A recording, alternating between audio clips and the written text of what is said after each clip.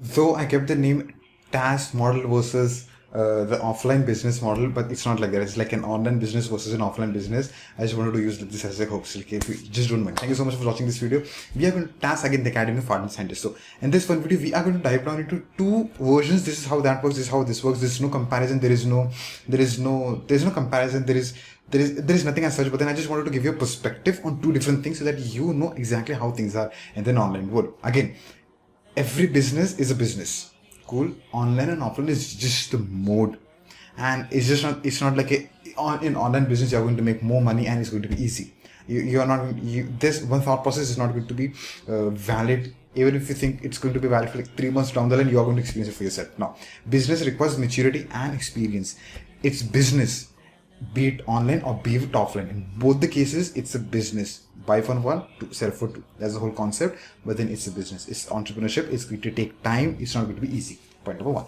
Now, we are going to talk about two different things, and I think it's going to be a shorter video than regular video. So, let's take a small example of store, restaurants, and manufacturing companies, where the offline world, the typical process, I'm going to explain it to you so that you have a perspective of how things are. Cool. When it comes to an offline business, store, restaurant, and manufacturing, first you need to be doing the research of what business you need to be doing. You need to be finding a place, rent the place, buying the equipment, buying the furniture, paying the rent. You need to be figuring out the supply vendors. Where should I buy from that? This is you need to be doing all the work. You need to be working on the spreadsheets. How much money is going to take? How much the bearing capacity. So you need to be doing complete planning. You need to be dealing with a lot of people. You need to be putting in a lot of efforts, time, physical time, lots of resources, money. You need to be having contacts, setting up the stores, creating demand, traffic, and then marketing. So I've listed on like 2% of the whole process of an offline business. Now we are going to talk about an online business based on I have never done an offline business, so I just have like limited knowledge there. When it comes to an online business, again, I've kind of put down a couple of points. When we talk about the course-based business, webinar-based business, workshop-based business, again, it's a business. What I'm saying is just going to be 2% of the whole process. But you need to be aware of how things are in the offline world. You're doing it from comfort of your home. You don't have to be dealing with people going out there. You need to be definitely be putting efforts, time, money, resources, building contacts. Though it's from home, I think for me is going to be difficult as well, because now this is the comfort zone that you've got. You need to be working from your comfort zone. That's going to be very difficult for you.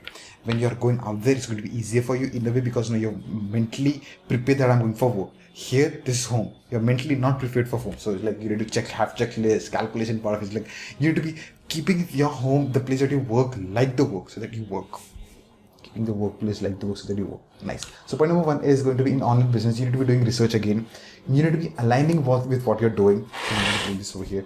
You need to be knowing which direction you want to head. Again, direction is, in other words, the journey that you take, the niche, the industry, the domain, the superpower. And alignment is nothing but the beliefs that you've got, and like what are the values that you've got, and how can you align that. The course ecosystem that we say in the academy, where how can you align what you're doing and who you are as a person. So when we align this, we go faster. When we don't align this, when you're just for the sake of money, or when we're just doing it for the sake of charity, this is not the business.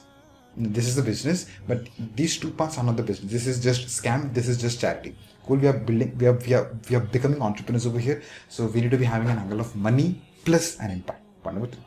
Then we need to definitely be investing in the equipment. For example, the mic, the headset, the laptop, the internet, the camera, the lightings, the background. You need to be investing definitely in equipment, say the hardware, the offline equipment, the online equipment, the tools, the software, the funnels, the websites, the domains, the email marketing system, the webinar system. You need to be setting up so many things. You need to be having logo, product boxes, blah blah blah, so many cool things you need to be having. So that comes under the banner of equipment. Then we create stuff. Now that we've got the equipment, all the baseline is the fact, the office is kind of ready for you. Now we start creating things, creating content, creating an asset. Say for example, the courses, the YouTube videos, the podcasts, the blogs, you're scripting it out, you're putting the framework, you're putting the scripting, you're putting the layout, you're putting the framework, structure, segmenting it, scripting it out, recording it, editing it, publishing it. Oh, publishing is going to be the next one. So you're doing so many. Creation is going to be one of the most time-taking process, where in creation you've got editing as well.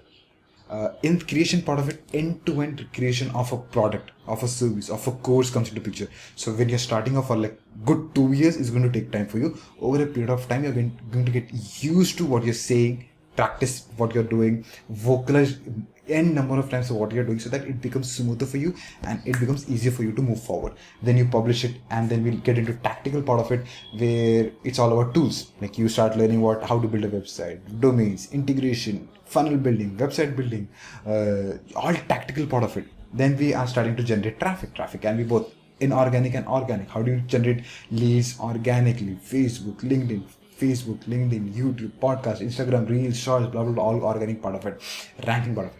Inorganic, it comes into my biggest monsters is Facebook advertisements or YouTube advertisements. YouTube is something that I'm not even focusing on. I'm just focusing on Facebook, and I found out that I'm miserable, pathetic at it, recording it on 2nd of August 2022.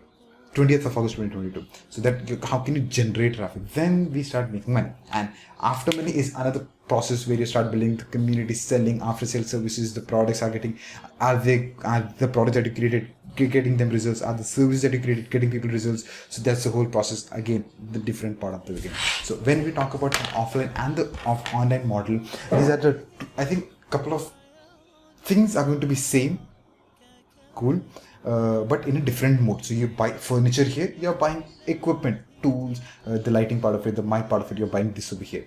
You're buying, say for example, accounting software, Tally or something over here. You're buying funnels over here. You're creating email marketing systems over here. So things are different, but towards the end of the day, the foundations are the same.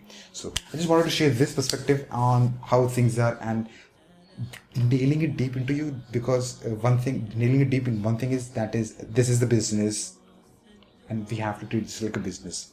So when typically I've seen people who come from a corporate world to business, they want results, and it just didn't happen. Business will take time to get results. No matter how much experienced you are, no matter how much skillful you are, you're trying something out new.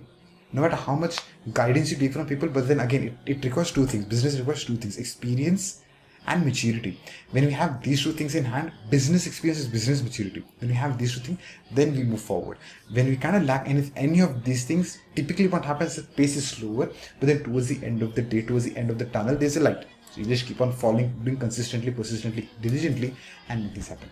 Thank you so much for making this video. Me and Rapai Kapara here. May peace and blessings be upon you, and we'll see you in another exciting video. Do share your learnings down below so that I get to learn from you what you've taken, the notes that you've taken, the learnings that you've taken from this video, so that I can learn from you, the other members can learn from you. Thank you so much. See you there.